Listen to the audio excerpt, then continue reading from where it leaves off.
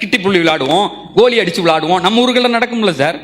சின்ன பிள்ளையா இருக்கும்போது கட்டம் போட்டு குதிச்சு குதிச்சு விளையாடுவான், அல்லது எது கிடைக்குதோ அதை கார்களாக வண்டிகளாக உருவாக்கி விளையாடுவான். அவன் வறுமையிலே பிறந்தான். ஆனா இந்த பூமிங்ல பிறந்தான்ல, நல்ல காசு இருக்கும்போது இவங்க எல்லா அப்பா அம்மாவும் அவனை ஊட்ட விட்டே வெளியே விடல.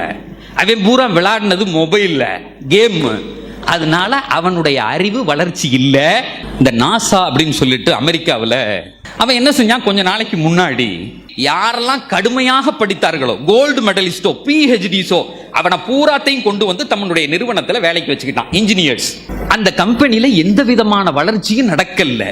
உடனே ஒரு சைக்காலஜிஸ்ட கூப்பிட்டு வந்து ஆய்வு செஞ்சுட்டு அவர் ஒரு முடிவை கொடுக்கிறார். முன்னால் இருந்த அந்த ஆய்வாளர்கள் பிறந்த காலம் இருக்கிறதே செகண்ட் வேர்ல்டு வாருக்கு பின்னாடி பிறந்தான். அவன் வறுமையிலே பிறந்தான். எது கிடைக்குதோ அதை கார்களாக வண்டிகளாக உருவாக்கி விளையாடுனான். ஆனா இந்த பூமிங்ல பிறந்தான்ல, நல்ல காசு இருக்கும்போது இவங்க எல்லா அப்பா அம்மாவும் அவனை ஊட்ட விட்டே வெளியே விடல. அதனால அவனுடைய அறிவு வளர்ச்சி இல்லை. இந்த பிள்ளைகளை வைத்தால் உங்கள் கம்பெனி உருப்படாது. Brain needs to hand, hands need to brain எழுதுறான். தயவு கூர்ந்து உங்கள் குழந்தைகளை பாருங்கள், அவர்களை விளையாட அனுமதியுங்கள். புள்ள விளையாடினா மட்டும் போதுமா?